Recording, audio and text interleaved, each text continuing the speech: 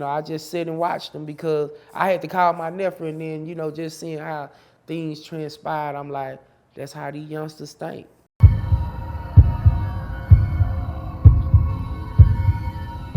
Let me ask you this: do you think that and you're speaking now, right? But do you think that a lack of being vocal about certain things as a leader is that an issue? Because we don't hear a lot of the people at the top really speak out about things like this, right?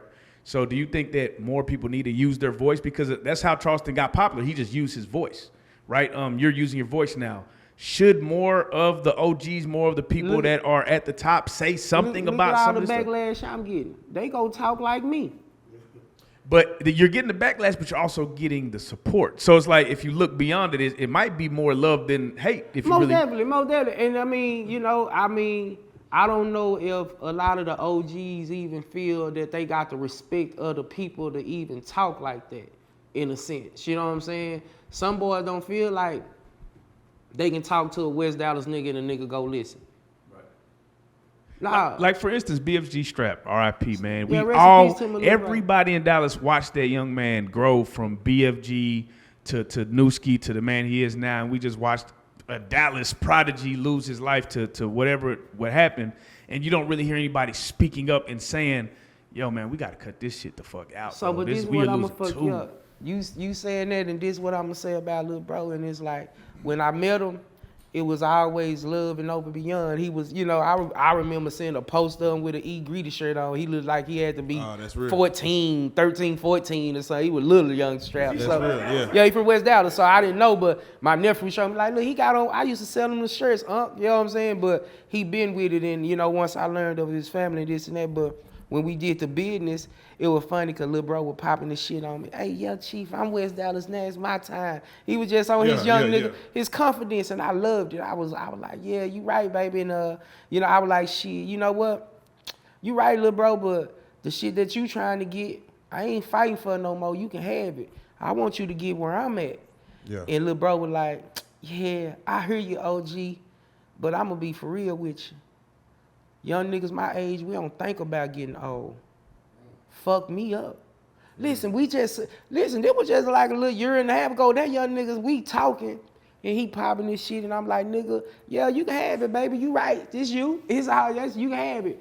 But I want you to make it to where I'm at. Nah, that young nigga told me, shit, say OG, that shit sound good and shit, Chief, but young niggas my age, we don't think about getting old. And that just, when he said that to me, that just really kind of fucked me up. And I was like, I just sit and watched them because I had to call my nephew, and then, just seeing how things transpired, I'm like, that's how these youngsters think. Nah, little bro told me that, and it just fucked me up for a little bit because I was like, I seen where his mind was at. He say, we don't think about getting old. And I was like, man, I done been 22, 23, 24. I'm like, I maybe wasn't thinking about being 30, 34, 35, 40. Yeah, no, I remember in my 20s, being involved in some kind of shootout or something and surviving and making it back with your boys and talking about it, laughing about it. It was like an adrenaline rush, and you kind of live in the moment.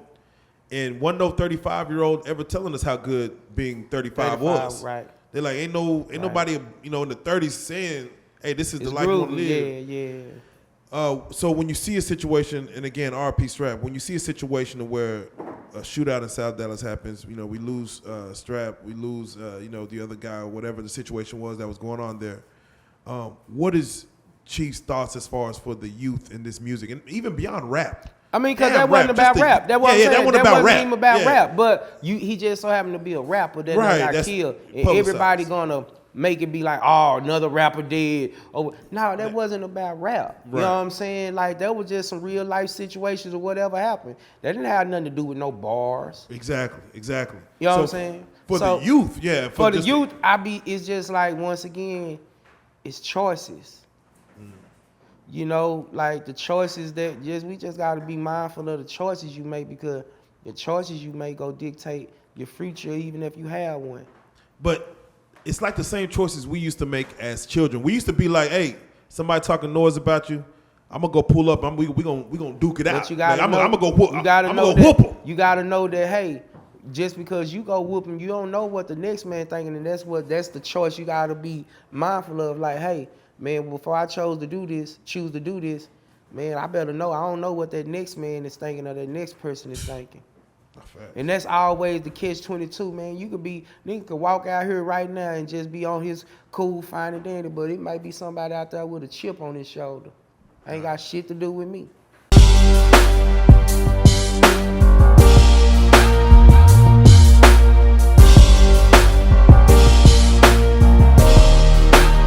Shout out Reality Street Stars, nigga. Move it. Hey.